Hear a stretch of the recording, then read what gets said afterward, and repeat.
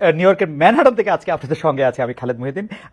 আমরা আজকে কথা বলবো হচ্ছে আহ, আহ, বর্তমানে কি চলছে দেশে, কোন জায়গায় সমন্বয়করা রাজনীতিটা কিভাবে করছে, ছাত্র রাজনীতিকে আমরা আসলে কিভাবে দেখতে পাই, গণমাধ্যমের স্বাধীনতার বিষয়ে আমরা কি জানতে চাই, কি করতে চাই, সেই বিষয়ে আমরা কথা বলার জন্য আজ আমরা সঙ্গে পেয়েছি বিএনপির যুগ্ম মহাসচিব জনাব শহীদুদ্দিন চৌধুরী এনিকে। জনাব শহীদুদ্দিন চৌধুরী এনি, আপনাকে স্বাগত জানাই আমাদের অনুষ্ঠানে আপনি যুক্ত হওয়ার জন্য, আমাদের সাথে সময় দিয়েছেন।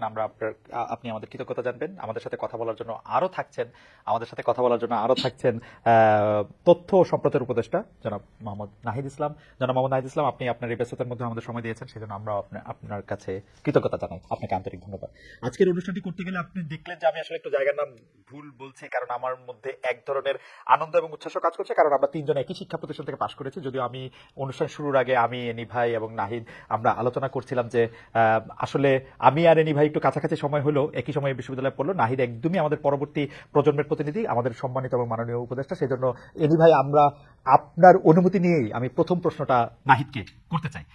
নাহিদ, আমি আপনার কাছ থেকে জানতে চাইবো যে আন্দোলনে শেখ হাসিনার পতন হলো, সেই আন্দোলন সম্পর্কে অন্তর্বর্তী সরকারের প্রধান উপদেষ্টা ডক্টর মোহাম্মদ ইউনূস যুক্তরাষ্ট্রে বিল ক্লিন্টনের উপস্থিতিতে একটা অনুষ্ঠানে বললেন যে এই আন্দোলন খুব পরিকল্পিতভাবে চালিয়ে নেওয়া হয়েছে, কিছুই হঠাৎ হয়নি।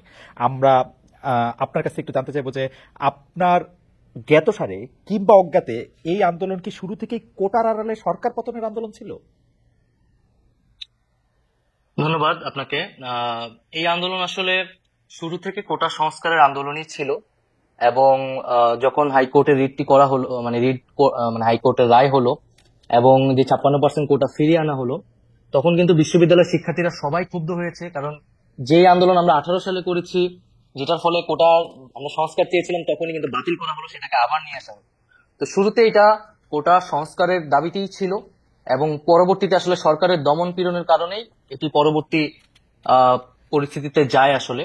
এবং আন্দোলনটা আসলে শুরু থেকে খুবই গোছানো ছিল, কিন্তু সরকার যখন দমন পীড়ন শুরু করে এবং সারা দেশে এটি ছড়িয়ে যায়, সাধারণ মানুষ সবাই নেমে আসে, তখন এটা সরকারের পতনের আন্দোলন হয়ে যায়, এটা যেটা অনিবার্যভাবেই যেটা হওয়ার ছিল আর কি। উপদেষ্টা ইসলাম, আমরা আসলে একটি শব্দ খুব বেশি শুনছি কয়দিন ধরে, যে মাস্টার মাইন্ড, আন্দোলনের মাস্টার মাইন্ড। আসলে এই মাস্টার মাইন্ড ব্যাপারটা কি, মানে তিনি কিভাবে এই আন্দোলনটা নিয়ন্ত্রণ করেছেন, বা আপনি কিভাবে একটা মাস্টার মাইন্ড দেখেন এই আন্দোলনের পিছনে? আমরা তো কোটার আন্দোলন দেখছিলাম, আপনি ঠিকই বলেছেন যে যখনই দমন পীড়নের মাধ্যমে ছাত্রদের উপরে গুলি চালানো হলো, সাধারণ ছাত্ররা মারা যেতে থাকলো, নিপীড়নের সম্মুখীন হলো, তখন আমরা সবাই সেই আন্দোলনের মধ্যে অংশগ্রহণ করেছিলাম, কিন্তু আমরা কিন্তু কোনো মাস্টার মাইন্ড টের পাই নাই। আমরা মনে করেছিলাম যে এটা স্বতঃস্ফূর্ত আন্দোলন। তো এখন এই মাস্টার মাইন্ডের কথাটা কোত্থেকে আসলো? মানে গত 7 দিন 10 দিন 15 দিন ধরে এটা আমরা শুনছিলাম, এখন তো প্রফেসর ইউনূস সেটিকে পরিচয় করিয়ে দিলেন যে হ্যাঁ, he was a master mind of all those things.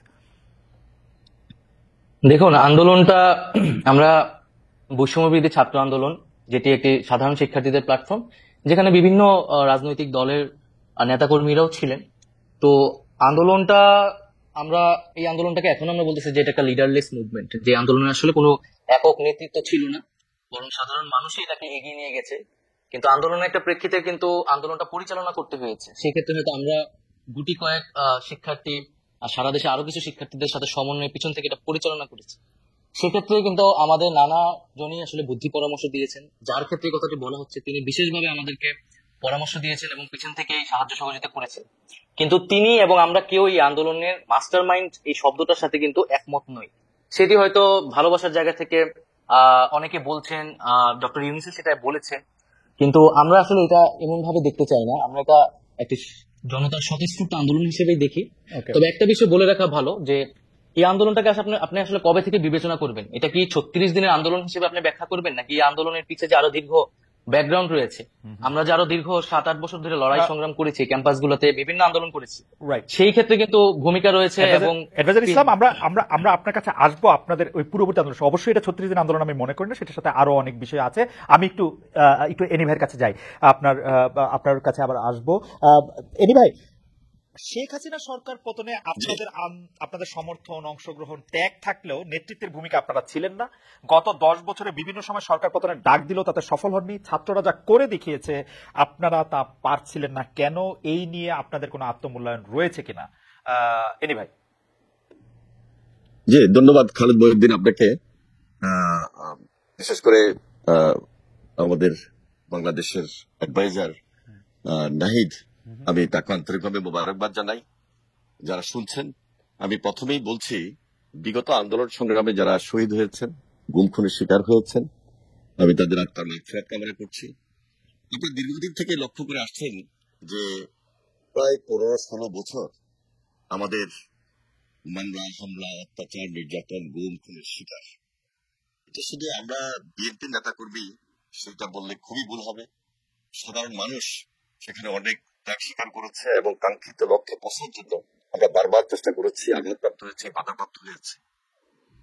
সর্বশেষ আপনারাই লক্ষ্য করেছেন যে ছাত্র জনতার আন্দোলন কিভাবে একটা কাঙ্ক্ষিত লক্ষ্যে পৌঁছে, এবং সেখানে এই কাঙ্ক্ষিত লক্ষ্যে পৌঁছার ক্ষেত্রে সেখানে এই দেশের তরুণ সমাজ, ছাত্র সমাজের ভূমিকা খুব উল্লেখযোগ্য ছিল। আমরা সেখানে সমর্থন দিয়েছি এবং একটা পর্যায়ে আমরা নির্যাতিত হয়েছি, ছাত্ররা নির্যাতিত হয়েছে, ছাত্ররা খুনের শিকার হয়েছে। যারা দেখেন যে হেলিকপ্টারে পর্যন্ত সেখানে ছাত্রদেরকে গুলি করে হত্যা করা হয়েছে, আমরা গ্রেপ্তার হয়েছি ওই পর্যায়ে। এবং গ্রেপ্তারের পরে এটা 1 আগস্ট বলতে পারেন বা 2 আগস্ট শহীদ মিনার থেকে যখন আমাদের এই ছাত্ররা তাদের কোটা বিরোধী আন্দোলনটাকে আরো গতিতে নিয়ে যায়, এটা সাধারণ ছাত্রদের আন্দোলন ছিল, মেধাবী ছাত্রদের কোটা সংস্কারের আন্দোলন ছিল, বৈষম্য বিরোধী ছাত্র আন্দোলন নামে যে প্ল্যাটফর্ম, সেখান থেকে যখন আহ্বান করা হলো শহীদ মিনারে, সকল রাজনৈতিক দলকে তারা যখন আহ্বান করেছে, সকল রাজনৈতিক দল সেখানে সারা দেশে একত্রিত হয়ে এই ফ্যাসিবাদের বিরুদ্ধে লড়াই করেছে, সংগ্রাম করেছে। মোটামুটি আমরা যেটি জানতে চাইছিলাম যে অবশ্যই যেটি আসলে উপদেষ্টা ইসলাম যে কথাটি তুললেন, আমরা এই কথার সাথে আসলে সম্পূর্ণভাবে একমত, যেটি আসলে 36 দিনের আন্দোলন না, তার আগেও তারা অনেক কিছু হয়েছে। কিন্তু আপনারা কি মনে করেন না যে আন্দোলনটির আসলে নেতৃত্ব দেওয়া উচিত ছিল প্রধান বিরোধী দল হিসেবে বিএনপির, মানে যদি আমি সরকারপন্থী আন্দোলন বলি, সেই আন্দোলনটা আসলে বিএনপি দিতে পারে নাই? এর কিছু এখানে আসলে আমি পক্ষপাতী না। জি জি, আমি কেন পার্ট করব এখানে? ছাত্ররা বলতে আমি তো একসঙ্গে মিলেই এই ফ্যাসিবাদের বিরুদ্ধে পুরো দেশবাসী একত্রিত হয়েছে। সুতরাং এখানে ছাত্র যে জনতার যে আন্দোলন, সেখানে আমার ভাইয়েরা নেতৃত্ব দিবে, এটাই স্বাভাবিক। যুবকরা ছাত্ররা নেতৃত্ব দিবে, এটাই তো স্বাভাবিক। আমরা সবসময় দেখেছি যে 9 থেকে বলেন, তার আগে বলেন, সেই স্বাধীনতার সময় ছাত্ররাই তো অগ্রণী ভূমিকা পালন করেছে। কাঙ্ক্ষিত লক্ষ্যে পৌঁছতে হলে আমাদের টার্গেটটা কি ছিল? দেশকে রক্ষা করা, দেশের জন্য আন্দোলন করা, দেশের জন্য সংগ্রাম করা, ফ্যাসিবাদের বিরুদ্ধে লড়াই করা। এখানে আমি যে খুব ক্রেডিট নিতে হবে, সেই ক্রেডিটের জন্য কিন্তু আমরা আন্দোলন করি নাই। আমাদের নেত্রী বেগম খালেদা জিয়া তিনি সবসময় বলেছেন দেশ বাঁচাও, মানুষ বাঁচাও।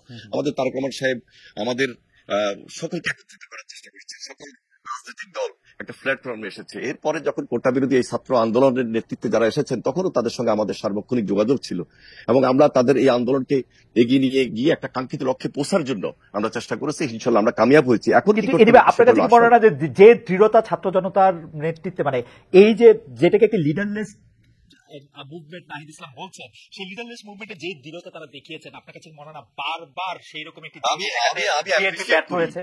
বিএনপি ব্যর্থ হয়েছে, সেই দৃঢ়তা বিএনপি দেখাতে পারে নাই। That's why we have to suffer for 15 years.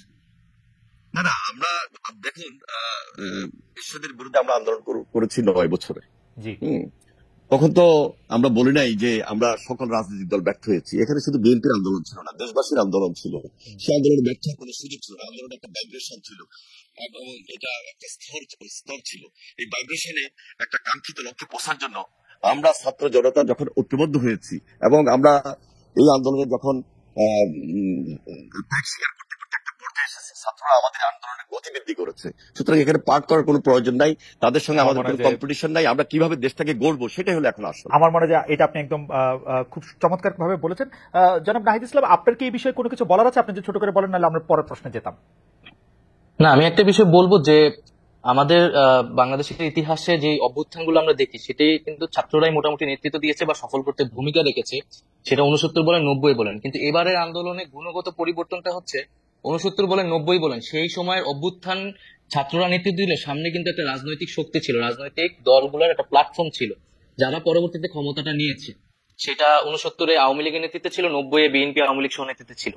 কিন্তু এই আন্দোলনে কিন্তু আসলে এরকম কোন রাজনৈতিক প্ল্যাটফর্ম বা দল কিন্তু সামনে ছিল না। ফলে 5ই আগস্টের পরে আসলে শেখ হাসিনার পতনের পরে কিন্তু এই দায়িত্বটা আসলে আমাদের উপর এসে পড়েছে, যদি আমরা এটার জন্য আসলে প্রস্তুত ছিলাম না।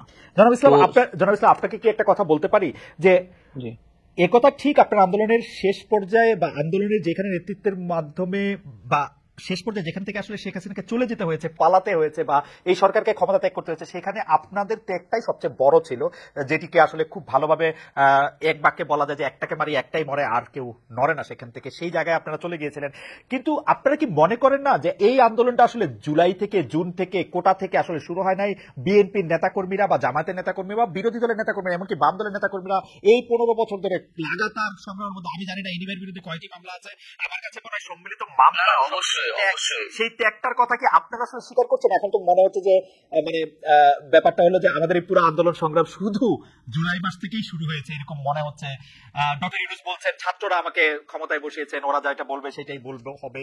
এটা কি আপনারা আসলে ব্যাপারটা কিভাবে দেখেন নাহিদ? না না, অবশ্যই এটা তো বিগত 16 বছর, আমরা আরো বলি 111 থেকে যে আমাদের বিরাজনীতিকরণ শুরু হয়েছে, সেই সেই সময় থেকে কিন্তু আমাদের এই রাজনৈতিক সংগ্রামটা, এবং আমাদের বিরোধী দলীয় নেতাকর্মীরা যে আত্মত্যাগ করেছে, নির্যাতিত হয়েছে, এবং নির্যাতিত হওয়ার পরে তারা বারবার মাঠে নেমেছে, তারা নামার কারণে কিন্তু একটা রাজনৈতিক পরিবেশ আমরা পেয়েছি, রাজনৈতিক কথাগুলোর মিনিমাম পরিবেশ কিন্তু আমরা পেয়েছি, যে জায়গায় আমরা নেমে কথা বলতে পেরেছি। এবং এই অভ্যুত্থানেও আমরা সকল রাজনৈতিক দলের সেই ভূমিকাকে স্বীকার করি, এবং তারা ভ্যানগার্ডের মতো ছিল, গুলির সামনে ছিল, এবং ব্যক্তিগতভাবে বললেও কিন্তু ছাত্রদল বলেন বা শিবির বলেন বা বামপন্থী সংগঠন প্রত্যেকেই আমাদেরকে নানাভাবে সহযোগিতা করেছে, ব্যক্তিগতভাবে আমাদের জীবন রক্ষার্থেও তারা অনেক ভূমিকা পালন করেছে। ওকে, আমার মনে হয় যে জনাব নাহিদ ইসলাম এটা খুব পরিষ্কার করে বলেন। নাহিদ ইসলামের কাছে প্রশ্নে যাওয়ার আগে আমি একটু এনিমের কাছে যেতে চাই। নাহিদ ইসলাম, আপনাকে আমি প্রশ্নটি করে রাখি। না ঠিক আছে, আসছি আমি প্রশ্নে। এনি ভাই, আমরা কিন্তু সবাই যখন এই সরকার চলে গেল তখন ছাত্র জনতার আন্দোলনের ফলে এই সরকার পাওয়ার পরে আমরা কিন্তু একটা জরুরি প্রয়োজন বোধ করেছিলাম যে আমরা একই ধরনের সরকার, যে সরকারকে কেউ ফেসিস্ট বলছেন, যে সরকারকে কেউ নিপীড়ক বলছেন, সেরকম আরেকটা সরকার চাই না। সেই ইঙ্গিতটা কিন্তু আপনাদের উপরও ছিল, কিন্তু যে আমাদের যে ভয় ছিল, আপনার কাছে কি মনে হয় না সেই ভয়টা খুব অমূলক ছিল না? আমি দুই একটা উদাহরণ দিই। এই আন্দোলনের আপনাদের সহচর সাবেক ডাকসু ভিপি বা ডাকসু ভিপি নূর থেকে শুরু করে সরকার থেকেও কেউ কেউ কিন্তু আপনাদেরকে উদ্দেশ্য করে বলেছেন চাঁদাবাজি, সিন্ডিকেট ইত্যাদিতে আওয়ামী লীগের জায়গাগুলি বিএনপিও তার অঙ্গ সংগঠনে কেউ কেউ দখলদারিত্ব কায়েম করেছে, নিজেরা মারামারিতেও জড়িয়ে পড়ছে। এই নিয়ে আপনাদের শীর্ষ নেতারাও হুঁশিয়ারি দিচ্ছেন, বহিষ্কার করেছেন, কমিটি স্থগিত করছেন, তবু থামছে না কেন? আমরা কি এটা ধারণা করতে পারি যে এখন যদি বিএনপি জনগণের ম্যান্ডেট নিয়ে ক্ষমতা আসে তাহলে একই ধরনের কাজ আবার করতে থাকবে, যেটি বিগত সরকারের সময় আমরা এটি দেখেছি? দেখুন, আমরা খুব পরিষ্কার ভাবে আমাদের কথাগুলো জাতির সামনে আমরা তুলে ধরেছিলাম। আমরা 7 তারিখে আমরা একটা সভা করেছি, সমাবেশ করেছি। সেই সমাবেশে আমাদের ভারপ্রাপ্ত চেয়ারম্যান খুব স্পষ্ট ভাবে কিছু বক্তব্য তুলে ধরেছেন জাতির সামনে। অনেকে সেই সমাবেশটা নিয়েও তখন বলেছিল যে এই মুহূর্তে সভাটা না করলে হয়তো হতো, কিন্তু একটা বৃহৎ দলের কিছু মেসেজ আমাদের ওই মুহূর্তে থাকার দরকার ছিল, এবং সেই মেসেজগুলো পরবর্তীতে সত্যি হয়েছে যে আমাদের যে দিক নির্দেশনা যে আমাদের এই জাতির সামনে, সেখানে বিএনপি কিছু মেসেজ সরাসরি থ্রো করেছে, এবং আমাদের চেয়ারপারসন দেশনেত্রী বেগম খালেদা জিয়া তিনিও পরামর্শ দিয়েছেন। দেখুন, 15 বছর প্লাস পরবর্তীতে এই যে ছাত্র জনতার আন্দোলনে যে ফ্যাসিবাদ পালিয়ে গেল এবং দেশে একটা স্বাভাবিক রাজনীতি আসার মতো সুযোগ তৈরি হলো, যদি 5 তারিখ 6 তারিখ এই দেশে বা 7 তারিখ এই দেশে যদি আরো বেশি হয়তোবা মারা যেত, তাহলে অবশ্যই কিছু ছিল না, কিন্তু তা হয় নাই। শক্ততা আমরা সেটা মূল্যায়ন করেছি, শক্ততা আমরা সেটা ফেস করেছি। এবং 7 তারিখে আমাদের ভারপ্রাপ্ত চেয়ারম্যানের মেসেজটা এমনই ছিল যে কোনোভাবে যে আমাদের কোনো দলীয় নেতাকর্মী অথবা বিএনপির নামে যদি কেউ কোনো চাঁদাবাজিতে যায় বা কোনো ধরনের প্রতিশোধ স্পৃহা নিয়ে সেখানে আঘাত করতে যায়, তাহলে কিন্তু আমরা সরাসরি পার্টির তার বিরুদ্ধে ব্যবস্থা গ্রহণ করবো, এবং সেই ব্যবস্থা আমরা নিয়েছি। এমনও আপনারা অনেকখানি লক্ষ্য করেছেন যে আমাদের দলের নামে কেউ যদি কোনো ধরনের উচ্ছৃঙ্খল বা বিশৃঙ্খল আচরণে জড়িত হয়, তার বিরুদ্ধে আমরা মামলাও করেছি, গ্রেপ্তারও করেছি। এখন সেই পর্যায়টি হয়তোবা অনেক কমে গেছে এবং নাই।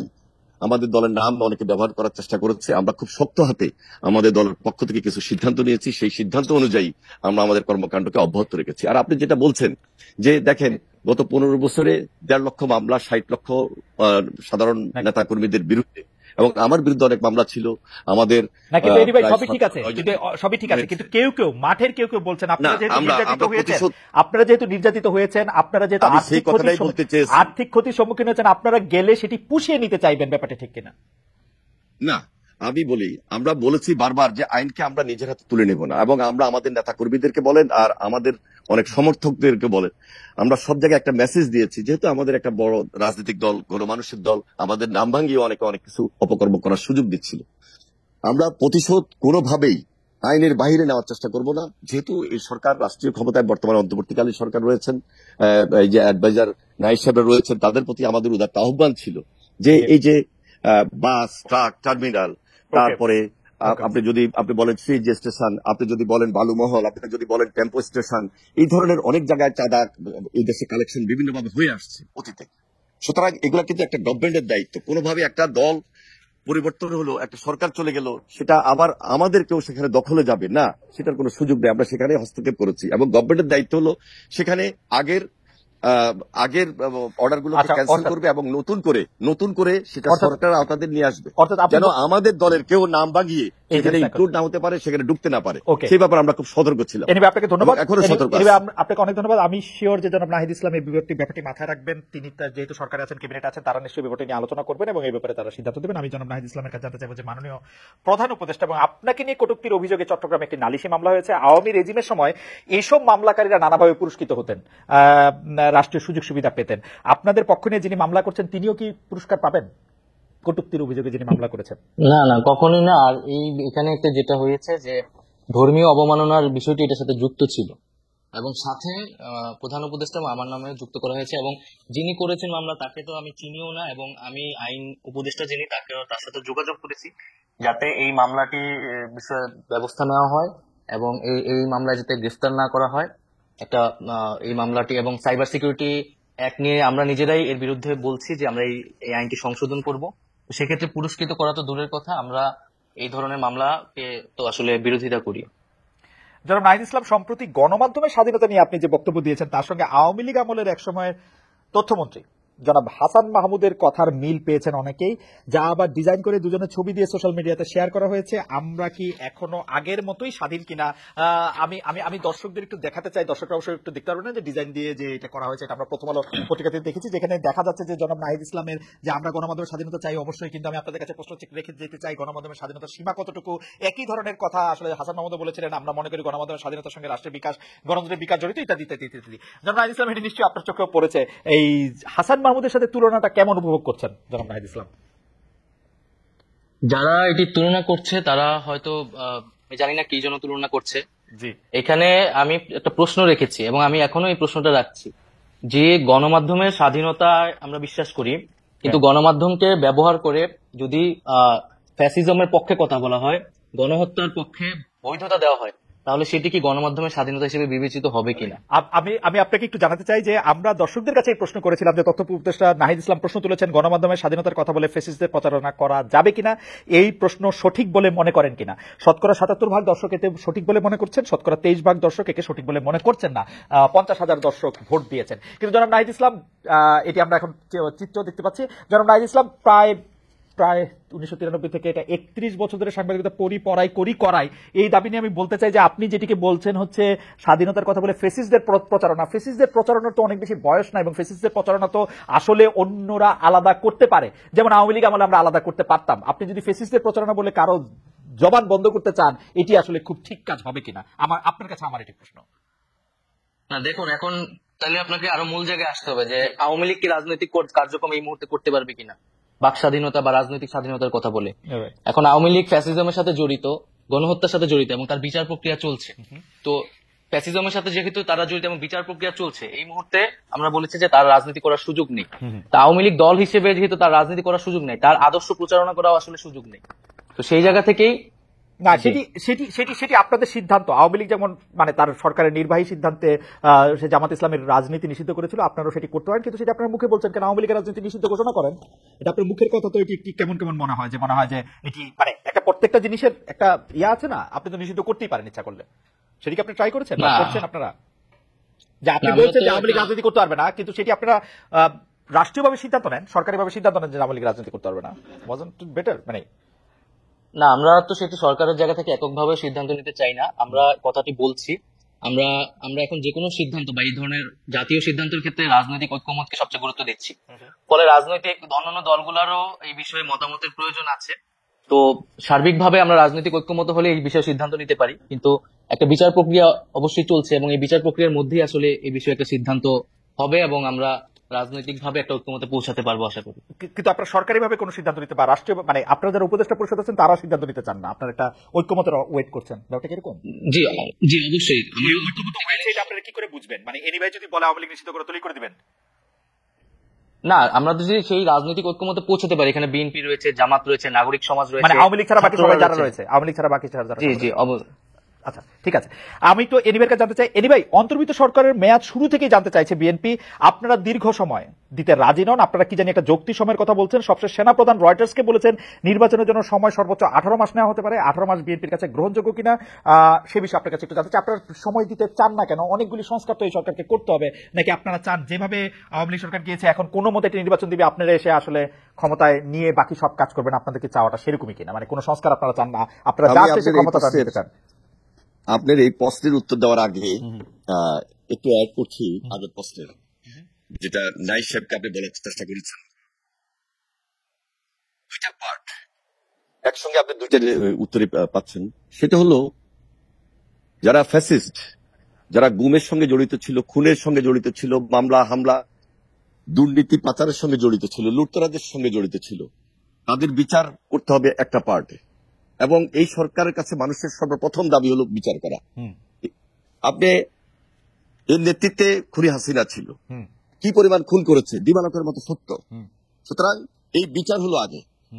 পাশাপাশি আপনি যে ফ্যাসিজমের কথা বললেন, এই ফ্যাসিজম বিগত বছরগুলোতে দেশের প্রতিষ্ঠানগুলোকে কিভাবে ধ্বংস করেছে, কিভাবে এই দেশে একটা নতুন বাংলাদেশ গড়ার ক্ষেত্রে। আমি শুধু এই কথাই বলছি যে আপনার তো বিচারের দাবিটা করার জন্য, বিচারটা করার জন্য ওদের তো সময় লাগবে, কিন্তু আপনার শুরু থেকেই তো এই সরকার কেন না সময় লাগবে না, আমি তো বলি নাই যে আমি 3 মাসের মধ্যেই নির্বাচন দিতে হবে, আমি তো বলি নাই একেবারে 7 মাসের মধ্যেই নির্বাচন দিতে হবে। ওনারা বলছেন যে আমরা একটা কথা বলছি যৌক্তিক সময়ের মধ্যে, এবং এই যৌক্তিক সময়ের মধ্যে ওনারা 6টা সংস্কারের যে কমিশন গঠন করেছে সেগুলো সংস্কার করবেন, কিন্তু সেই সংস্কারটা যদি দ্রুত সময় হয় এবং যদি ভোটারের কাজ এট এ টাইম চলতে থাকে, কারণ দেশটা একটা বিশাল দেশ, এই দেশের অনেকগুলা প্রশাসনিক ইনস্টিটিউট আছে, যার যার কাজ শেষে করবে, একসঙ্গে কিন্তু অনেকগুলা কাজ হতে পারে। একদিকে বিচারের কাজ চলবে, একদিকে বাংলাদেশ গড়ার জন্য নতুন করে যে যে সংস্কারের কাজ সেগুলো করবে, আরেকদিকে আপনি আজকে বলছেন যে গতকালকে বলছেন যে ভোটার সম্পূর্ণ করবেন, সেগুলো তো একই প্রক্রিয়া। এই প্রক্রিয়াকে সম্পূর্ণ করে যৌক্তিক সময়ের মধ্যে আপনি কিন্তু খুব সহজে একটা নির্বাচন করতে পারেন। সুতরাং আপনি ক্ষমতা থাকলে আপনি যৌক্তিক সময় কতটা মনে করতেন? আমি যৌক্তিক সময়টা তো আসলে আমার কাছে মনে হয় যে আপনি যে কাজগুলি কথা বলেছেন, আপনি যদি সংস্কারের কথা বলেন, আপনি যদি বিচারের কথা বলেন, ওদের অন্তত 5 বছর লাগা উচিত এগুলি করতে। না, কেন 5 বছর লাগবে? কতদিন? আমার তো মনে হয় না, কারণ ওনারা তো আমাদের প্রফেসর ডক্টর মোহাম্মদ ইউনূস তো নিজেই 3 মাসের কথা বললেন, তো 3 মাসের জায়গায় 6 মাস হতে পারে।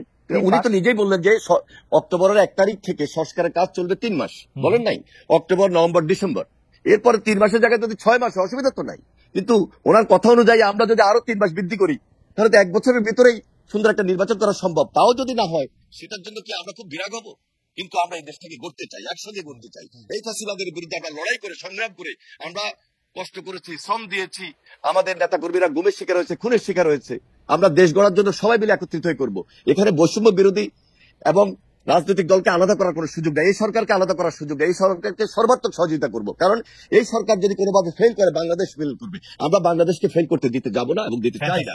সেটা সময় যতদিনই লাগুক।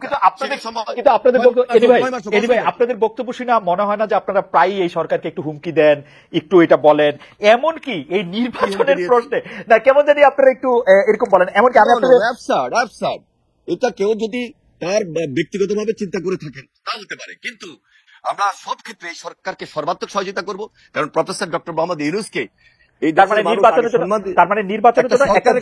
সম্মান দিতে পারে না, আমরা সম্মান দিতে চাই এবং তার নেতৃত্বে আমরা এই রাষ্ট্রটাকে নতুন ভাবে গড়তে চাই, এবং সেটা তিনি একটা গণতান্ত্রিক পন্থায় ব্যবস্থা আমাদেরকে নিয়ে যাবেন, দেশকে নিয়ে যাবেন, সেই জন্য সর্বাত্মক সহযোগিতা আমরা করব। এবং খুব রিসেন্টলি আপনারা তারেক রহমান সাহেবের বক্তব্য শুনেছেন, এবং সেই বক্তব্যের ধারাবাহিকতা আমরা রক্ষা করে এই সরকারকে সর্বাত্মক সহযোগিতা। মানে আপনাদের আসলে ক্ষমতায় এসে বসে পড়া বা এক্ষুনি ক্ষমতা শুরু করার এরকম কোনো তাড়া নাই আপনাদের? এত চাপার কিছু নাই তো। আমরা যে কালকেই ক্ষমতায় চলে গিয়ে আপনাদের বক্তব্য শুনে আমার জড়িত হবে ইনশাল্লাহ। আপনাদের বক্তব্য শুনে যেমন মনে হইতো যে আপনারা খুব মানে আপনারা কিছুটা অস্থির অধৈর্য হয়ে উঠছেন, এটা কোনো অস্থির না, কোনো অস্থির না, আপনারা যথেষ্ট পরিমাণ মোটেও সময় না। দিবেন তো? আমরা ওনারা যেই সংস্কারের কাজ নিয়েছেন, একদিকে বিচারের কাজ হবে, বিচার আগে দেখতে চাই, জি। পাশাপাশি সংস্কার করে একটা গণতান্ত্রিক পন্থায় Okay. জনগণের সরকার প্রতিষ্ঠিত করবেন। এখানে তাড়াহুড়োর কিছু নাই। Okay. আর আমরা লুটপাটের জন্য বিএনপি ক্ষমতা আসবে, আর বিএনপি ক্ষমতা আসার জন্য আমরা আন্দোলন করছি তা নয়, আমাদের- এই দেশটাকে রক্ষা করার জন্য আমরা আন্দোলন করছি। আমাদের একজন দর্শক বলছে যে তারা কেন থাকবে, বিএনপি তো অলরেডি ইন পাওয়ার। যদি লুটপাট বা দুর্নীতির কথা বলি তাহলে তারা তো তাদেরটা করতেই পারতেছে। ব্যাপারটা কি এরকম ভাই? কেন এরকম হবে? ওনারা সরকারে আছেন, আমরা ওনাদের সর্বাত্মক শুনেন। যারা বলছে এরা বিগত ধারাবাহিকতার কথা বলছে, ইনশাল্লাহ বিগত ধারাবাহিকতা। আর এখন যদি বিএনপি আন্দোলনের মধ্যে দিয়ে এই দেশে গণতান্ত্রিক পন্থা জনগণের সরকার প্রতিষ্ঠিত হয়, বিএনপি তখন বলেছে যে আমরা এই 31 দফার ভিত্তিতে আমরা দেশ পরিচালনা করব। সেখানে বিএনপি যদি বিজয়ী হয়, তাহলে যারা নির্বাচনে পরাজিত হয়েছে তাদেরকে নিয়ে ঐক্যমত্য সরকার গঠন করব এই 31 দফার ভিত্তিতে, আচ্ছা। এবং সেটা জাতীয় ঐক্যমত্য সরকার হিসাবে বিবেচিত হবে। জাতীয় ঐক্যমত্য সরকার হিসেবে বিবেচিত হবে। খুবই আমার মনে হয় যে এনি ভাই খুবই চমৎকার ভাবে এটা বলেছেন। নাহিদ ইসলাম, আপনি যদি এই বিষয়ে কিছু বলার থাকে আপনি 1 মিনিট একটু বলতে পারেন, কারণ আমার কাছে মনে হয় যে বিএনপি আসলে কি করতে চায় তারা একদম স্পষ্টভাবে এনি ভাই বলেছেন যে বিচারটা যেমন জনগণ দেখতে চায়, কারণ যত অন্যায় এর আগে সরকার করেছেন, শেখ হাসিনা করেছেন, সেগুলি আসলে বিচার দেখতে হবে, সংস্কারের জন্য যথেষ্ট পরিমাণ সময় দিতে চায়, কিন্তু সবগুলি কাজে একসাথে করা সম্ভব, 1 বছরের মধ্যে নির্বাচন হওয়া সম্ভব। এই ব্যাপারে আপনি কি কোনো মন্তব্য করবেন কিনা, যদি আপনারা করতে চান? সর্বোচ্চ সহযোগিতা করতে এনি ভাইরা রাজি আছেন, এরকম একটা কথা বললেন। না, অবশ্যই আমরাও সেই সহযোগিতা চাই, এবং রাজনৈতিক দলগুলোর সহযোগিতা ছাড়া আসলে এই সরকারকে ফাংশন করানো সম্ভব নয়। এবং এই সরকার কিন্তু অভ্যুত্থানের সমর্থনে গড়ে উঠেছে, এবং এই অভ্যুত্থানে যেহেতু একটা জাতীয় ঐক্যমত্য তৈরি হয়েছে, সকল রাজনৈতিক দলগুলা এবং ছাত্র জনতার অংশগ্রহণ ছিল, ফলে এই সরকার কিন্তু সবাইকে প্রতিনিধিত্ব করে। এই জন্য আমি এর আগেও যেটা বলেছি যে যে কোনো জাতীয় সিদ্ধান্তের জন্য আমরা কিন্তু এই রাজনৈতিক দলগুলো এবং ছাত্র জনতার ঐক্যমত্যের ভিত্তিতেই দেশ পরিচালনা আমার করতে মনে চাই। হয় নির্বাচনের একই রকম, মেয়াদে এনি ভাইও প্রায় সিদ্ধান্ত একই রকম চাই। কথাই বলেছেন। কিন্তু জনাব ইসলাম, সম্প্রতি আপনার একজন সতীর্থ, একজন সমন্বয়ক নিজেকে ঢাকা বিশ্ববিদ্যালয়ের শিবির সভাপতি ঘোষণা করেছেন। তার এই পরিচয় কি আপনি আগে থেকেই জানতেন? এরপর থেকে আলোচনা আছে যে 152 জন সমন্বয়কের মধ্যে 108 জন শিবিরের। অনেকে জানতে চাইছেন সমন্বয়কদের প্রকৃত সংখ্যা কত, তাতে কতজন শিবির নেতা রয়েছেন, অন্যান্য রাজনৈতিক ছাত্র সংগঠনের কেউ কি রয়েছেন আসলে, নাকি শিবির এবং কোন ছাত্র সংগঠন সেই অর্থে করেন না, এরকম লোকই বেশি? দেখুন, আমরা যখন এই আন্দোলনটা গড়ে তুলেছিলাম, এবং আমরা কিন্তু এই আন্দোলনে কেউ রাজনৈতিক পরিচয়কে সামনে এনে এই আন্দোলনটি করিনি। সবার রাজনৈতিক পরিচয়টি এক করতে সরিয়ে আমরা দল মত পরিচয় ভুলে গিয়ে এই আন্দোলনটা করেছি। ফলে এখানে কে শিবির, কে ছাত্র দল, কে কোন সংগঠন করে, এটা কিন্তু বিবেচনা হয় নাই। এখন একটা পরিস্থিতিতে কেউ যদি তার নিজের সংগঠন, নিজের রাজনীতি করতে চায়, সেই সুযোগ কিন্তু আছে। ইভেন আমি যে নিজে যে ছাত্র সংগঠনের সাথে জড়িত ছিলাম, ছাত্র শক্তি, গণতান্ত্রিক ছাত্র শক্তি, তার নামও কিন্তু আমরা এই অভ্যুত্থানের আগে বা পরে কোথাও কিন্তু উল্লেখ করি নাই। কারণ আমরা মনে করি এই আন্দোলনটি একটা ঐক্যমত্যের ভিত্তিতে সাধারণ শিক্ষার্থীর জায়গা থেকে মূলত এই আন্দোলনটি শুরু হয়েছে, পরিচালনা হয়েছে এবং সম্পন্ন হয়েছে। নাহিদ ইসলাম, বৈষম্য বিরোধী আপনি বললেন বলে এই প্রশ্নটি একটু করতে হচ্ছে আমার। বৈষম্য বিরোধী ছাত্র আন্দোলনের সামনের সারিতে থাকা আপনারা কয়েকজন, বিশেষ করে আপনি এবং অবশ্যই আক্তার সাহেব, তারা গণতান্ত্রিক ছাত্র শক্তির নেতা ছিলেন। সম্প্রতি আপনাদের এই সংগঠন স্থগিত করা হয়েছে, এর কারণ আসলে কি? ডক্টর ইউনূসের 2.5 মাসের দল নাগরিক শক্তির সাথে এর সম্পর্ক রয়েছে কি? না, ডক্টর মোহাম্মদ ইউনূসের দলের সাথে এটার কোনো সম্পর্ক নাই। আমরা এই দলের নামও জানতাম না। ছাত্র শক্তি নামে 60-এর দশকেও একটা ছাত্র সংগঠন ছিল আসলে, তো আমরা সেটার সাথে এটা সম্পর্ক নেই। এবং এই সংগঠনটি আমরা স্থগিত করা হয়েছে কারণ যেহেতু এই সংগঠনের প্রধান নেতৃত্ব যারা, আক্তার হোসেন, তিনি নাগরিক কমিটিতে এখন কাজ করছেন, এবং আমি এবং আসিফ মাহমুদ সরকারে কাজ করছি। ফলে নেতৃত্ব ছাড়া এই সংগঠনটি কিন্তু এখন রান করতে পারছে না। ফলে এই কারণে কমিটিটি স্থগিত করা হয়েছে, এবং ছাত্র রাজনীতি নিয়ে যেহেতু একটি আলোচনা চলছে, সংস্কারের কথা চলছে, তো সেই পরিবর্তিত পরিস্থিতি অনুযায়ী আমরা সামনের সিদ্ধান্তটি হয়তো নিবে, এবং যারা এখন মাঠে আছে ছাত্র শক্তিতে কাজ করছে, তারাই মূলত ছাত্র শক্তির বিষয়ে চূড়ান্ত সিদ্ধান্ত নিবে।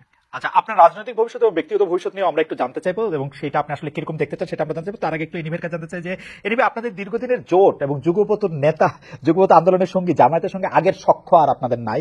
অন্তর্বর্তী সরকারের সঙ্গে তাদের ঘনিষ্ঠতা নিয়ে বিএনপি শীর্ষ পর্যায় থেকেও এক ধরনের বিরক্তি আমরা দেখেছি। সরকারি প্রতিষ্ঠান, বিশ্ববিদ্যালয়ে বিভিন্ন নিয়োগের ক্ষেত্রে জামায়াত আপনাদের থেকে একটু এগিয়ে থাকছে বলে মনে হয়। আপনার কাছে কি মনে হয় যে এই সরকার আসলে জামায়াতকে আপনাদের থেকে বেশি গুরুত্ব দিচ্ছে, বা এই সরকার একটু চাচ্ছে যে জামায়াত ক্ষমতায় আসুক, আপনাদের থেকে বেশি গুরুত্ব পাক? আমরা এইগুলা মোটেও মনে করি না, কারণ আমরা কি করছি, কি করব, এটা হলো আমাদের নেক্সট স্টেপ। আর আপনি যেটা বলছেন, জামাতের সঙ্গে আমরা এখানে কোনো একটা আলাদা কম্পিটিশন গড়ে তুলছি না। জামাতের একটা আদর্শভিত্তিক রাজনীতি আছে, আমাদের বিএনপির একটা আদর্শভিত্তিক রাজনীতি, যার যার রাজনীতি শেষে করছে। শুধু দেখুন যে আমরা যে আহ, রাজপথে যে আন্দোলন করেছি সে আন্দোলনের মধ্যে জামাত তাদের ভূমিকা ছিল, আমাদের ভূমিকা ছিল, এবং যুগপৎ আন্দোলন করতে গিয়ে অনেক রাজনৈতিক দল তারা তাদের ভূমিকা পালন করেছে। সুতরাং যার যার রাজনীতি যার যার আদর্শ ভিত্তিক। সুতরাং এখানে কারোর সঙ্গে আমরা কারোর একেবারে বৈরিতা নিয়ে আমরা সেখানে এখনই কম্পিটিশনে চলে যেতে হবে, সেখানে মারামারি হানাহানি সেই দিকে আমরা জাতিকে নিয়ে যাওয়ার জন্য কোনোভাবেই পক্ষপাত করছি না, বা পক্ষপাতমূলক আচরণও আমাদের মধ্যে নাই। আমাদের একটাই টার্গেট, এই ফ্যাসিবাদের বিরুদ্ধে আমরা লড়াই করেছি, সংগ্রাম করেছি। যে কথাটা একটু আগে নাইক সাহেব বললেন যে আমাদের টার্গেট হলো আন্দোলনের ফসল, আমরা সবাই মিলে যুগপৎ আন্দোলন করেছি, সবাই মিলে আন্দোলন করেছি, আন্দোলনে আমরা কাঙ্ক্ষিত লক্ষ্যে পৌঁছেছি। এখন আমাদের দেশ গঠন আন্দোলন, দেশটাকে সুন্দর করব, ভবিষ্যৎ বাংলাদেশ কিভাবে হবে সেটার জন্য আমাদের করণীয় কি কি হওয়া উচিত সেটা আমরা বিবেচনা করছি, সেই ধাপে আমরা কাজ করছি। এবং আমাদের পার্টি আমরা সবচেয়ে বেশি, আপনারা লক্ষ্য করেছেন যে সরকারকে সহযোগিতা করার জন্য এবং ভবিষ্যৎ বাংলাদেশ গড়ে তোলার জন্য আমরা সেই কাজটুকু করছি ইনশাআল্লাহ। কিন্তু আপনারা কি এটা ফিল করতেছেন যে সরকারের সাথে আপনাদের সম্পর্ক থেকে জামায়াতের সম্পর্ক একটু বেশি গভীর? বিশ্ববিদ্যালয়গুলিতে নিয়োগের আমি আগেও বলেছি, পজিশনগুলিতে মানে না না না বিটিভি না, থেকে শুরু করে বিশ্ববিদ্যালয়ের সব জায়গায় আপনারা নাই, মুখ্য নয়, জামায়াত ইসলামী খুব আছে। মুখ্য নয় তারা। আমার মনে হয় এগুলো খুব মুখ্য না, কে কোথায় আছে। কথা হলো যে অ্যান্টি আওয়ামী লীগ, রাইট, যেখানে অ্যান্টি আওয়ামী লীগ সেখানে এই আপনি যে আছেন। হ্যাঁ Okay. যেখানে অ্যান্টি আওয়ামী লীগ হ্যাঁ। আজকে যারা দেশের ভাবমূর্তি ক্ষুণ্ণ করেছে, দেশকে ধ্বংস করে দিয়েছে, হুম। তাদের বিরুদ্ধে এই জাতি ঐক্যবদ্ধভাবে লড়াই করেছে, সংগ্রাম করেছে, এবং ভবিষ্যতে কিন্তু- এই দেশটাকে আমরা সুন্দর বাংলাদেশ গড়ার জন্য সবার সহযোগিতা কামনা করছি, এবং সবাইকে নিয়ে আমরা কিন্তু আপনারা চান বিরোধী না, কিন্তু আপনারা চান না এনি ভাই প্ল্যাটফর্মটার নেতৃত্বে বিএনপি থাকুক, এই প্ল্যাটফর্মটার নেতৃত্বে কখনো নাহিদ ইসলামকে, এটা জনগণ নির্ধারণ কখনো করবে। নাহিদ ইসলামকে, কখনো শহীদুর অবশ্যই রহমানকে দেখা যাচ্ছে। জনগণ এটা আপনাদের জন্য একটু বেদনাদায়ক কাজ করি।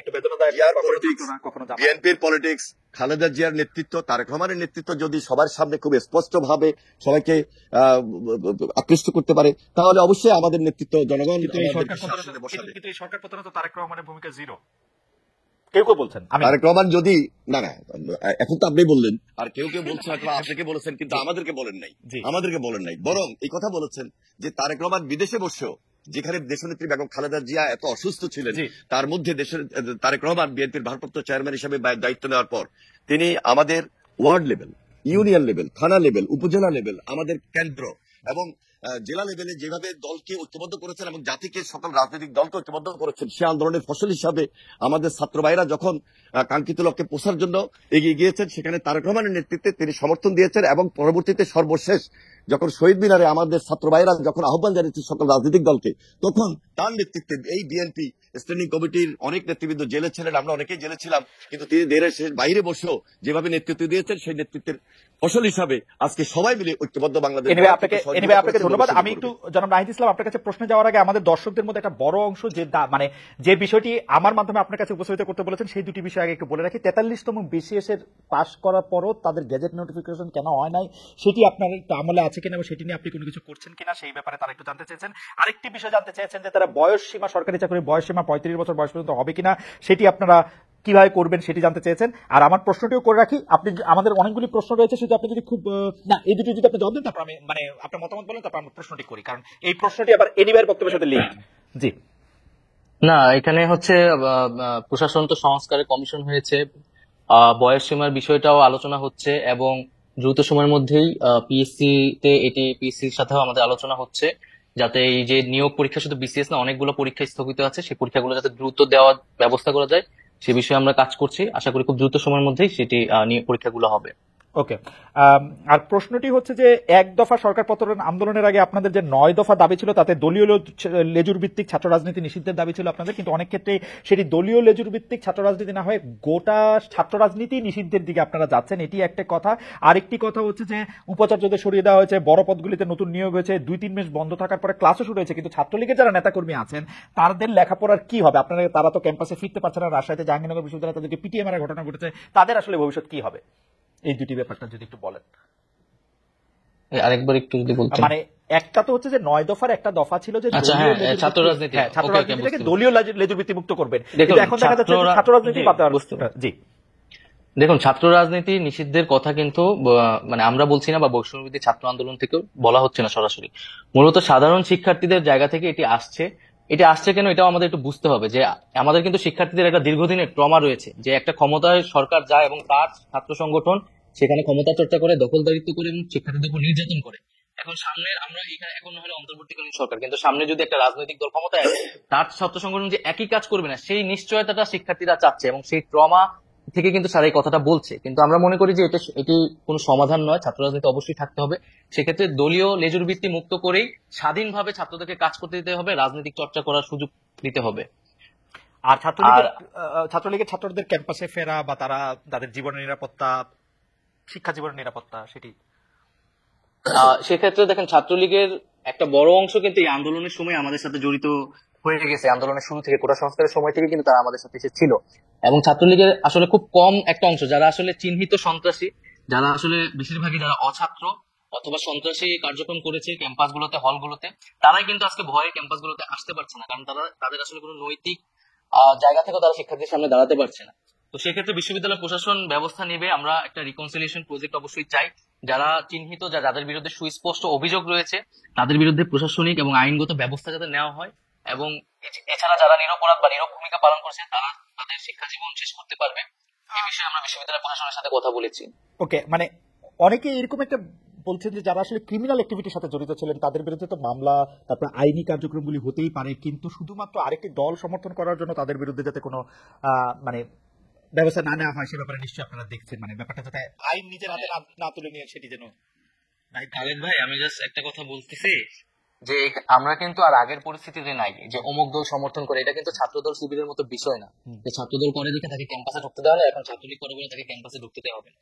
একটা গণহত্যা হয়েছে এবং এইখানে কত কত শিক্ষার্থীদের উপর হত্যা করা হয়েছে, এটার বিচার না হওয়া পর্যন্ত তারা যদি তাদের সাথে এই ঘটনার সাথে জড়িত থাকে, এবং ক্যাম্পাসগুলোতে আপনি দেখেছেন 15 তারিখ কিভাবে আমাদের নারী শিক্ষার্থীদের উপর বর্বরোচিত হামলা করা হয়েছে, তো সেই হামলাগুলোর বিচার যারা এটার সাথে জড়িত ছিল তাদের বিরুদ্ধে অবশ্যই প্রশাসনিক ভাবে এবং আইনগতভাবে ব্যবস্থা নেওয়া হবে। এবং এছাড়াও আমরা বলেছি যে গত 16 বছর ধরে যারা ক্যাম্পাসগুলোতে এই ধরনের হামলা নিপীড়ন করেছে, এবং প্রচুর অভিযোগ কিন্তু প্রক্টর অফিসে এখনো জমা আছে, যেটার কোনো ব্যবস্থা নেওয়া হয়নি, তাদের বিরুদ্ধেও আইনি ব্যবস্থা নেওয়ার ক্ষেত্রে আমার মনে হয় যে এটাতে দ্বিমত পোষণ করার কোনো কাজ দরকার নাই, সুযোগ নাই, কারণ এগুলির বিচার হতেই হবে। ছাত্রলীগ গত 16 বছরে যত কিছু মানে ছাত্র ছাত্রী নির্বিশেষে যে নিপীড়ন চালিয়েছে তার বিচার আসলে অবশ্যই হতে হবে। আমাদের শুধু কথা ছিল যে সেটি যেন আইনি প্রক্রিয়ার মাধ্যমে হয়। শুধুমাত্র আপনি এটি পরিষ্কার করলেন যে শুধুমাত্র ছাত্রলীগ, ছাত্র শিবির, ছাত্র দল বলেই তাকে ক্যাম্পাসে ঢুকতে দেওয়া হবে না, এরকম কোনো কিছুর ব্যাপারে আপনার সিদ্ধান্ত নেন। আপনাকে ধন্যবাদ। আমি একটু এনিভাইয়ের কাছে যেতে চাই। এনিভাই, এই আপনি জানেন যে দলের মাননীয় মহাসচিব, মানে বাংলাদেশ জাতীয়তাবাদী দলের মাননীয় মহাসচিব পরিষ্কার বলেছেন যে ছাত্র রাজনীতি বন্ধের বিরোধিতা করেছেন। যেটি ছাত্র রাজনীতি বন্ধ হিসাবে আপনি এটি দেখছেন, সেটি আপনি আসলে কিভাবে দেখেন? বৈষম্য বিরোধী ছাত্র আন্দোলনের যে স্পিরিট ছিল যে দলীয় লেজুর যারা করছেন সেই সব থেকে ছাত্র রাজনীতিকে মুক্ত করা, তার সাথে আপনি স্পিরিটের দিক দিয়ে একমত কিনা? দুই হচ্ছে, আপনারা যখন ঢাকা বিশ্ববিদ্যালয়ের নেতৃত্বে, ছাত্র রাজনীতির নেতৃত্বে দিচ্ছেন, আপনি আসলে আমারও নেতা ছিলেন, কারণ আপনি ঢাকা বিশ্ববিদ্যালয়ের ছাত্র তখন আপনার সংগঠন থেকে আপনি সবচেয়ে বড় পজিশনে আপনি ছিলেন, সেই হিসাবে আমাদের সবার সাথেই আপনাদের দেখা হয়েছে। তখন আপনারা ছাত্র শিবির ও ছাত্র সমাজের কার্যক্রম আপনারা ঢাকা বিশ্ববিদ্যালয়ে করতে দেন নাই, আপনারা বন্ধ করেছেন। এখন যে ঢাকা বিশ্ববিদ্যালয়ের ছাত্র শিবিরের যে নেতাদের নামই বলা যায়, সবার আগে সবার আগে বসেছেন নবনিযুক্ত ভিসি, তাদের সাথে কথা বলছেন, তো সেটাকে আপনারা আসলে কিভাবে দেখেন? দুটি প্রশ্ন। একটি প্রশ্ন হচ্ছে যে বৈষম্য বিরোধী ছাত্র আন্দোলনের যে স্পিরিট ছাত্র রাজনীতির সম্পর্কে, তার থেকে আপনার স্পিরিট আলাদা কিনা?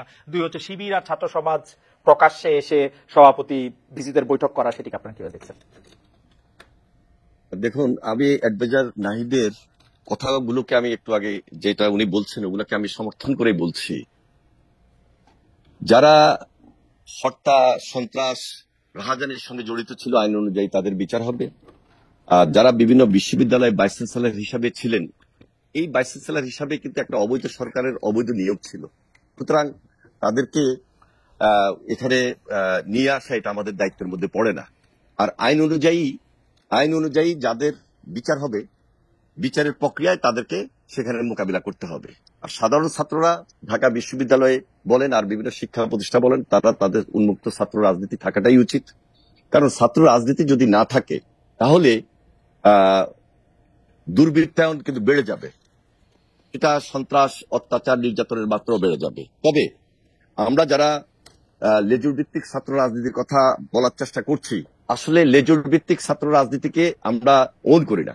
আমরা বাংলাদেশ জাতীয়তাবাদী দল, আমাদের একটা সহযোগী ছাত্র সংগঠন আছে, ঠিক অন্যান্য দলেরও সহযোগী বা অঙ্গ সংগঠন আছে, তারা তাদের রাজনীতি অবশ্যই করা উচিত, ছাত্র রাজনীতির ভাবমূর্তি রক্ষা করে ছাত্র রাজনীতি করতে হবে। হ্যাঁ, এখানে যেটা সাধারণ ছাত্রদের পক্ষ থেকে কথা উঠেছে যে ছাত্র রাজনীতি আসলে বন্ধ করবে কি কিংবা না, সেটার জন্য ডায়ালগ হতে পারে, আলোচনা হতে পারে, এবং সেটা কি কি ছাত্র রাজনীতির সংস্কার হতে পারে, গুণগত পরিবর্তন আনা যায়, এবং ছাত্রদের জন্য ছাত্র রাজনীতি, শিক্ষা প্রতিষ্ঠানের মধ্যে যেন ছাত্র রাজনীতি সেটা ছাত্রদের অধিকার প্রশ্নে থাকে, সেগুলোকে প্রাধান্য দিয়ে সকল রাজনৈতিক দলের সঙ্গে যদি যদি আমরা ডায়ালগের প্রেক্ষাপট তৈরি করি। ইতিমধ্যে বৈষম্য বিরোধী ছাত্র আন্দোলনের যারা নেতৃত্ব আছেন তাদের সঙ্গে আমরা কথা বলেছি, আলোচনা হয়েছে। সেই আলোচনার পরিপ্রেক্ষিতে আমি এটাই বলতে পারি, তাদের নিজস্ব একটা থিঙ্ক ট্যাঙ্ক আছে, তারাও আলোচনা করছেন যে আমরা কোনোভাবেই ক্যাম্পাসে ছাত্র রাজনীতি থাকবো না, এই কথা আমরা বলতে চাই না। হ্যাঁ, ছাত্র রাজনীতির সেখানে অবশ্যই সচেতন হতে হবে, দায়িত্বশীলতার পরিচয় দিতে হবে, রেগুলার ছাত্ররা যেন ছাত্র রাজনীতি করেন, ছাত্ররা যেন ছাত্র রাজনীতি করেন, সেখানে যেন সংস্কার নিয়ে আসতে পারি, সেই ডায়ালগ কিন্তু হতে পারে। এনিভাই, আপনি জানেন সবকিছু, কারণ আপনার আপনি প্রখর মেধাবী একজন মানুষ এবং আপনার মনেও থাকে এখন তো আপনি রাজনীতি করছেন সেগুলো, কিন্তু আপনি জানেন যে বৈষম্য বিরোধী ছাত্র আন্দোলনের একাধিক সমন্বয়ক ঢাকার বাইরে সমাবেশ করতে গিয়ে বাধার মুখে পড়েছিলেন। কোন কোন ক্ষেত্রে অভিযোগ রয়েছে বিএনপি সমর্থিত ছাত্র সংগঠন ছাত্র দল এসব ঘটনার সাথে সম্পৃক্ত ছিল। এই বিষয়টি নিয়ে কি আপনি কিছু বলবেন? আমি আপনাকে বলে রাখি, আমরা কিন্তু দেখেছি যে ছাত্রদল এটা অস্বীকার করেছে, কিন্তু এটা তো আমাদের মুখস্থ। এখন ছাত্রলীগ নাই এবং ছাত্রলীগের কারো এরকম সাহস নয় যে এগুলি আইসা এরকম বাধা দিবে। এগুলি যদি করে তাহলে এটা ছাত্রদলই করছে, এটা ছাত্রলীগ নাই, আওয়ামী লীগ নাই, তাদের প্রেতাত্মারা আছে, তাদের অর্থ আছে, কড়ি আছে, এবং তারা সবাই কিন্তু হাসিনার মতো পালিয়ে যায় নাই, তাদের সবাই কিন্তু এই দেশেই আছে, এবং তারা বসে আজকে বিভিন্নভাবে ষড়যন্ত্রে লিপ্ত, দেশের বাইরে এবং দেশের ভিতরে বসে। সুতরাং এটাকে কোনোভাবে আপনি উপেক্ষা করতে পারবেন না। আর ছাত্রদল কোনোভাবে এই সমস্ত ঘটনার সঙ্গে সম্পৃক্ত না। আমরাও দুই চারটা কথা এরকম শুনেছি, কিন্তু এই শোনার ক্ষেত্রে এবং আমাদের নির্দেশনা এবং আমরা সহযোগিতা করেছি, আমাদের বিভিন্ন ডিস্ট্রিক্টে আমরা সহযোগিতা করেছি। আমাদের এই বৈষম্য বিরোধী ছাত্রদের ভিতরে লুকিয়ে থাকা কিছু কিছু দুর্বৃত্ত কিন্তু থাকার হয়তো চেষ্টা করছে, হয়তোবা এরা বৈষম্য বিরোধী ছাত্রদের নামে না, কিন্তু ষড়যন্ত্র করছে যারা করার। আমরা এই ব্যাপারে খুবই স্পষ্ট, এবং আমাদের ছাত্র সংগঠন জাতীয়তাবাদী ছাত্রদল আমরা সর্বাত্মক সহযোগিতা করছি এই কারণে যে এই দেশে ছাত্র রাজনীতির ভাবমূর্তিকে আমরা পুনরুদ্ধার করব, এই দেশে ছাত্র রাজনীতি যেন থাকে। এবং আপনি তো এত চমৎকার বলেন, শুনতে ইচ্ছা করে শুধু, কিন্তু আপনি এটা বলেন যে আপনারা ছাত্র দলের পক্ষ থেকে কি এরকম কথা শুনতে পাচ্ছেন না যে আমরা এতদিন ধরে 15, 16, 17 বছর ধরে রাষ্ট্র ক্ষমতায় নাই, রাষ্ট্রের বিভিন্ন নিপীড়ন যন্ত্রের মুখোমুখি হয়েছে, এখন আবার নতুন করে ক্ষমতাটা বিশেষ করে তরুণদের বা যুবকদের ক্ষমতাটা আরেকজনের কাছে যখন যায় প্রকটভাবে, তারা সেটিকে আসলে সমূলে প্রথম থেকেই এটিকে উৎপাদিত করতে চাইবেন এবং সেটিতে আপনাদেরও নির্দেশনা চাইছেন যে তারা এটি করার জন্য? দেখুন, আমাদের যে বয়স, আমি যদি আমাকেই বলি, যে বয়স, আমি নিজেকে এখনো তো বলি না যে আমাদের তরুণ পার হয়ে গেছে। ঠিক একইভাবে আমাদের ভারপ্রাপ্ত চেয়ারম্যান তারেক রহমান, তিনিও কিন্তু আমাদের তরুণদের নেতা। আর আমরা স্যালিউট করি যে এই দেশের তরুণদের নেতৃত্বেই আন্দোলন অতীত হয়েছে, ভবিষ্যৎ এবারও হয়েছে, এবং ভবিষ্যতের তরুণরাই দেশ গড়বে। সুতরাং তরুণদেরকে গাইড করা, তরুণদের সঙ্গে থেকে দেশ গড়া, এটা আমাদের কাজ, এটা আমাদের স্পিরিট। আমরা এই স্পিরিটের সঙ্গে একত্রিত হয়ে এখনো বলছি যে বাংলাদেশের ছাত্র রাজনীতি এবং এই যে জেড জেনারেশন, এদের পরামর্শগুলো গ্রহণ করা, এদের সঙ্গে আলোচনা করা এবং এদের ভাবমূর্তিকে ধরে রেখে কাজ করা, এবং ভবিষ্যতে এরা যেন ছাত্র রাজনীতির সঙ্গে সম্পৃক্ত হয়। কারণ ছাত্র রাজনীতির সঙ্গে যদি সম্পৃক্ত এরা না হয়, তাহলে এই দেশে ছাত্র রাজনীতির নতুন ভাবমূর্তি তৈরি হবে না, যেটা ছাত্র রাজনীতির উপর অনেক কালিমা লেপন হয়েছে অতীতে, সেটাকে গুছিয়ে এনে ভবিষ্যতে ভাবমূর্তি তৈরি করে এই জেনারেশন যেন এগিয়ে যায়, সেই জন্য সর্বাত্মক সহযোগিতা আমরা এই জেনারেশনকে করব এবং সর্বাত্মক সহযোগিতা করছি এবং করবো। আমি একটু নাহিদ ইসলামের কাছে শুনি। জনাব নাহিদ ইসলাম, আপনি জানেন যে ছাত্র আন্দোলনে যারা সমন্বয়ক ছিলেন তারা জেলা জেলায় মত বিনিময় সভা করছেন, অনেক জায়গায় এই নিয়ে গন্ডগোল হয়েছে। আপনাদের রাজনৈতিক দল গঠন কি বাধার মুখে পড়ছে কিনা, এই বাধা দেওয়ার ক্ষেত্রে আপনি বিএনপি জামায়াতের কোনো ভূমিকা দেখেন কিনা? দল ঘোষণা না হলেও স্পষ্টতই সমন্বয়করা এখন রাজনৈতিক কর্মসূচিতে আছেন, এর খরচ কিভাবে জোগাড় হচ্ছে? কোন কোন জেলায় কোন কোন বিশ্ববিদ্যালয়ের সমন্বয়কদের মধ্যে গ্রুপিং, আবার সমন্বয়কদের বিরোধিতা করে সাধারণ শিক্ষার্থীদের আলাদা গ্রুপ হয়ে প্রতিবাদ আমরা দেখতে পাচ্ছি। যদি সবগুলি বিষয়টা অ্যাড্রেস করেন আপনার সুবিধা থেকে আমি আরেকবার একটু বলে দিব যে যাচ্ছেন। ঠিক আছে, আপনার এই প্রশ্নের আগে আমি অ্যানি ভাইয়ের কাছেও কিছু প্রশ্ন আর কি কথা বলতে চাই।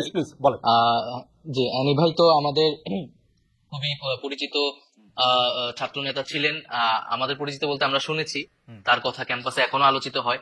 তো এখানে যে একটা বিষয় যে আমরা যেটা বারবার বলছি যে ছাত্ররা স্বাধীনভাবে আসলে রাজনৈতিক কার্যক্রম করতে হবে তাদেরকে, এবং সেক্ষেত্রে রাজনৈতিক দলগুলোর কিন্তু সবচেয়ে বেশি ভূমিকা মানে রাখতে হবে, এবং এই মুহূর্তে তাদের এই কমিটমেন্টটা ছাত্রদের কাছে করতে হবে যে একটা ছাত্র সংগঠনকে কি তারা কেবল তাদের দলীয় কাজে লেজুর হিসেবে ব্যবহার করবে, নাকি স্বাধীনভাবে তাদের ক্যাম্পাসগুলোতে শিক্ষার্থীদের পক্ষে কাজ করার সুযোগ করে দেবেন। 1 নাম্বার। 2 নাম্বার হচ্ছে ছাত্র রাজনীতি বা ছাত্র নেতৃত্বের বিকাশের প্রধানতম জায়গাটা কিন্তু ছাত্র সংসদ নির্বাচন, এবং আমরা কিন্তু 90-এর ডাকসুর কথাও শুনেছি, এবং কিন্তু 90-এর পরে বিএনপি যখন ক্ষমতায় আসলো তখন কিন্তু ছাত্র সংসদ নির্বাচন আমরা দেখতে পেলাম না, এবং যার ধারাবাহিকতা আওয়ামী লীগে রেখেছে, এবং 28 বছর কিন্তু ডাকসু নির্বাচন ছিল না। ডাকসু নির্বাচন ছাড়া, ছাত্র সংসদ ছাড়া কিন্তু আপনি কোনো ছাত্র রাজনীতি আসলে কল্পনা করতে, মানে যে ছাত্র রাজনীতি সেটা আসলে সঠিক নেতৃত্ব চর্চাটা হয় না। তো ছাত্র সংসদ এই নির্বাচনটা আসলে এই বিএনপি যদি ক্ষমতায় আসে তারা এটা অব্যাহত রাখবে কিনা, বা তারা পূর্বে এটি রাখেনি কেন, এই বিষয়টা আমি তার কাছে জানতে চাচ্ছি।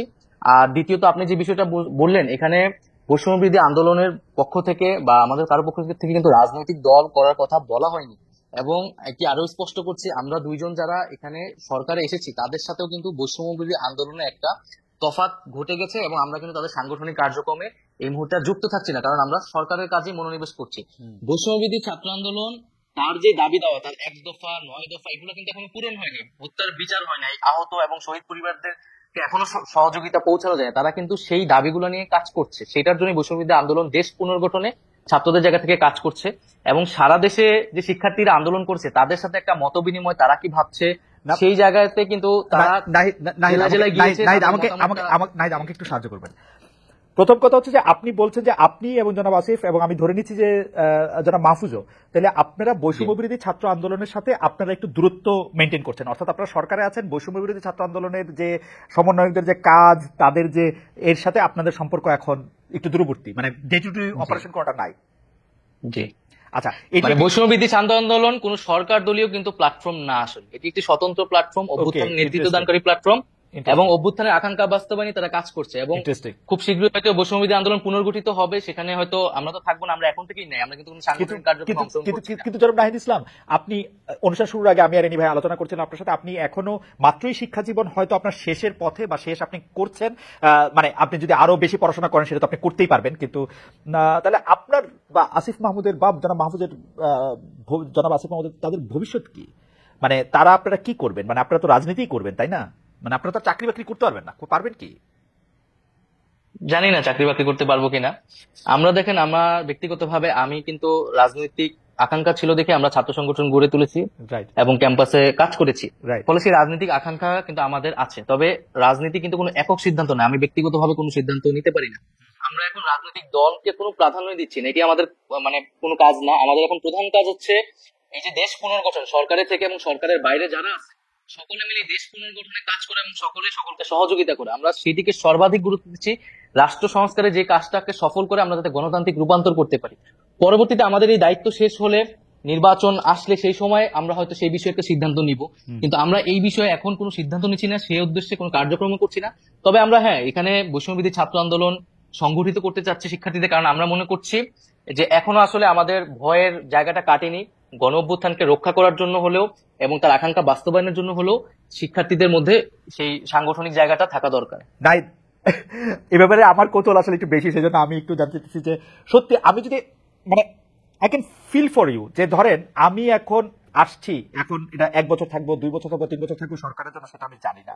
আমি এখন যেখানে আসছি, আমি যদি এখন রাজনীতি না করি, আমাকে আসলে চাকরি করতে হবে, কারণ আমার বিশ্বাস বৈষম্য বিরোধী ছাত্র আন্দোলনের সঙ্গে আপনারা যারা ছিলেন তারা এমন কোনো দুর্নীতির সঙ্গে সম্পৃক্ত হবেন না যে আপনারা 1 বছর 2 বছর সরকারের থেকে এত টাকা আপনাদের হবে যে আপনাদের সারা জীবন আর কিছু না করলে হবে। আপনাদের আসলে আপনি আমি যারা একই ধরনের পরিবার থেকে আসছি, আমাদের আসলে পরিবারটি বয়ে নিয়ে যাওয়ার জন্য আমাদের কাজ করতে হবে কোনো না কোনো কাজের সাথে। সেটা আপনি ক্লিয়ার করবেন, মনে করেন যে বা আপনার পরিকল্পনাটা কি আসলে, মানে এটা তো আপনাকে ভাবতে হবে, মানে আপনি কি ভাবছেন সেরকম? কারণ আপনি এখন চাকরি নাই এবং ভাবার সময়ও পাচ্ছি না আসলে, রাইট। কিন্তু যেটা ধরেন আপনি রাজনৈতিক দল কিন্তু একটা সহজ কথা না, রাজনৈতিক কিছু মানুষ জড়ো হলে এটা রাজনৈতিক দল হয়ে যায় না, সেটার জন্য আদর্শ লাগে, সেটার জন্য সংগঠন লাগে এবং কর্মসূচি লাগে।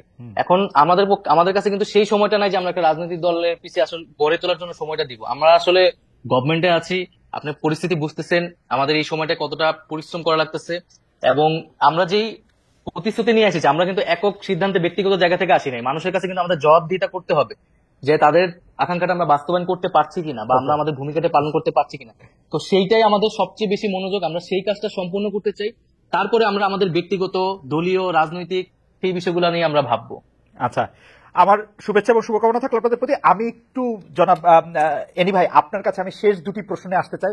এই দুটি প্রশ্নের মধ্যে থেকে প্রথম প্রশ্নটি হচ্ছে যে আওয়ামী লীগ সরকারের বিরুদ্ধে আপনাদের বড় দুটি অভিযোগ ছিল যে বেগম খালেদা জিয়াকে চিকিৎসার জন্য বিদেশে যেতে দেওয়া হচ্ছে না। আমরা দেখেছি এই সরকার, অন্তর্বর্তী সরকার ক্ষমতা গ্রহণের মধ্যে দ্রুততার সাথে বেগম খালেদা জিয়ার মামলার ব্যাপারটি নিষ্পত্তি করা এবং তার পাসপোর্ট ফিরিয়ে দেওয়ার একেবারে চেষ্টা করেছে, কিন্তু বেগম খালেদা জিয়ার বিদেশে যেতে কি আসলে কোনো বাধা রয়েছে কিনা, তিনি দেশে যাচ্ছেন না কেন? এবং আরেকটি অভিযোগ ছিল যে তাদের হামলা মামলার আশঙ্কার কারণে জনাব তারেক রহমান দেশে ফিরতে পারছেন না, এরকম আমরা শুনেছি। কিন্তু এই সরকার ক্ষমতা এসেছে, সেটিও 60 দিন হয়ে গেল, জনাব তারেক রহমান দেশে ফিরছেন না কেন, বেগম খালেদা জিয়াকে কেন বিদেশ নিয়ে যাচ্ছে না, যেটি প্রধান দাবি ছিল, আপনি যদি খুব সংক্ষেপে আমাদেরকে একটু বলেন। ধন্যবাদ আপনাকে।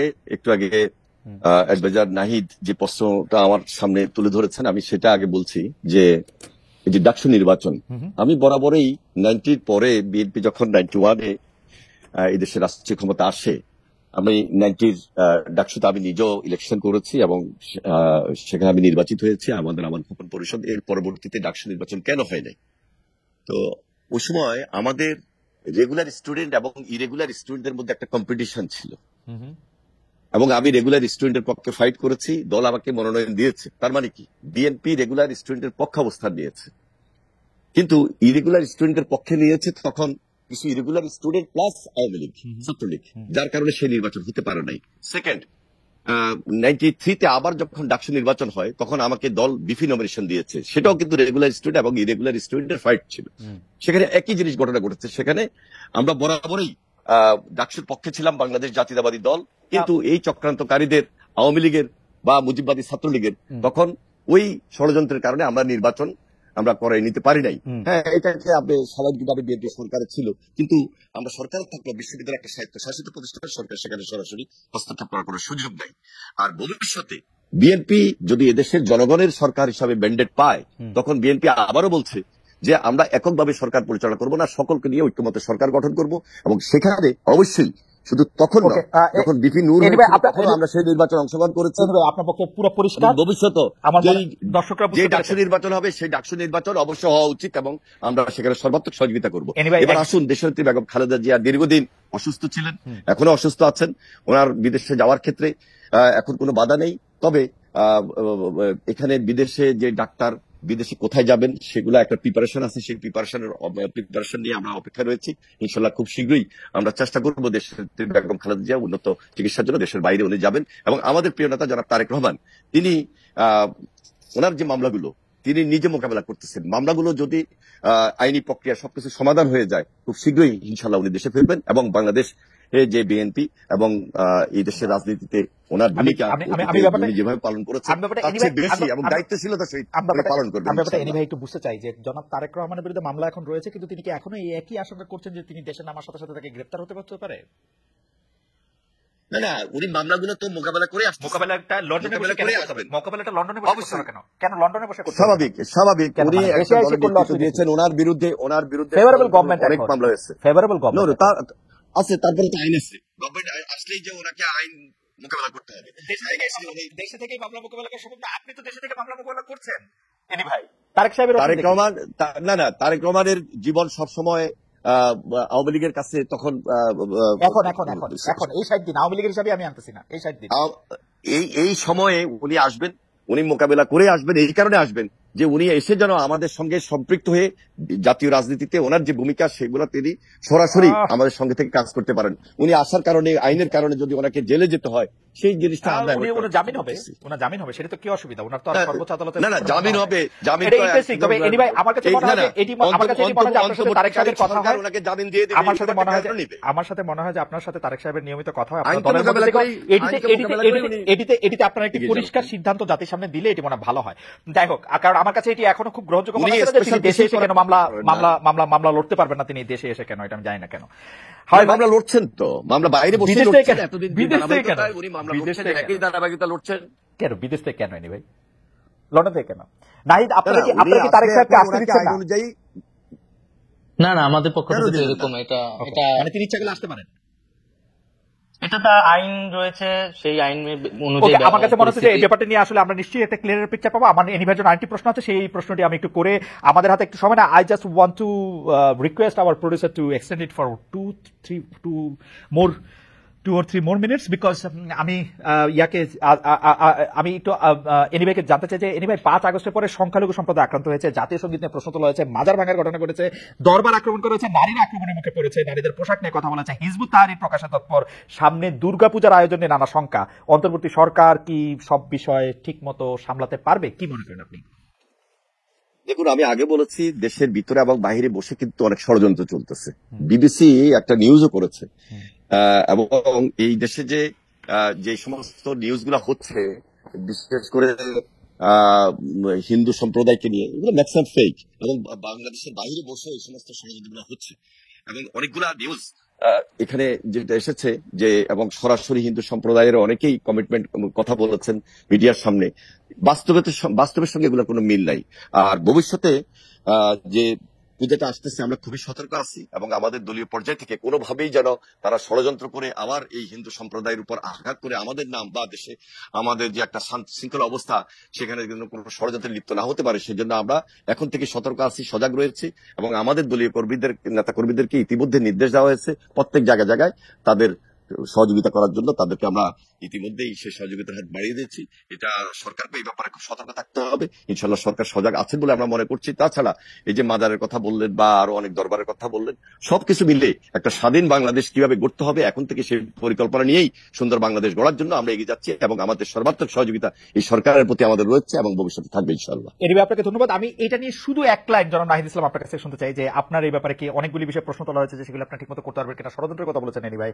নাহিদ, আপনি যদি একটু শেষ কথা বলতেন, আমরা শেষ করে দিব, আমাদের অনুষ্ঠান শেষ আসলে। না, অবশ্যই এই বিষয়টা আমরা কিন্তু 5ই আগস্টের পর থেকে বারবার বলেছি যে আমাদের এখানে সকলের সমান অধিকার, নাগরিক অধিকার নিশ্চিত করতে আমরা চাই। আমরা সংখ্যালঘু সম্প্রদায়ের সাথে বারবার বসেছি। আমি নিজে দীঘিনালা গিয়েছি পাহাড়ি বাঙালি দ্বন্দ্বের পরে, এবং আমরা এই বিষয়ে সতর্ক আছি, এবং আমরা বাংলাদেশের মানুষও এই বিষয়ে সচেতন আছে, এবং ঐক্যবদ্ধভাবেই আমরা সামনের যে কোনো এই ধরনের পরিস্থিতিকে মোকাবেলা করতে পারবো, এবং সকলকে সেই নিরাপত্তা ইসলাম আপনাকে অনেক অনেক করতে ধন্যবাদ। পারবো। অনেক ধন্যবাদ জনাব শহীদুদ্দিন চৌধুরী এনি। আপনার সাথে কথা বলে অনেক বিষয় নিশ্চয়ই আমাদের দর্শকরা পরিষ্কার হয়েছেন। আপনি জেনে খুশি হবেন 52,000-এর বেশি দর্শক লাইভ এই অনুষ্ঠানটি দেখেছেন। জনাব নাহিদ ইসলাম, আপনাকেও অনেক ধন্যবাদ, এবং দর্শকরা আপনাদেরকে এপ্রিশিয়েট করেছেন আপনাদের মূল্যবান সময়ের জন্য। আমরা আমাদের সম্পূর্ণ ঠিকানা টিভির পক্ষ থেকে নিউ ইয়র্কের ম্যানহাটন থেকে আপনাদের দুজনকে অনেক ধন্যবাদ এবং কৃতজ্ঞতা জানাই। আমরা নিশ্চয়ই ভবিষ্যতে আরো অতিথিদের নিয়ে আসবো, এইসব অতিথিদেরকেও অনেক রকম প্রশ্ন করবো। সেই পর্যন্ত আপনাদের সবাইকে অনেক অনেক ধন্যবাদ।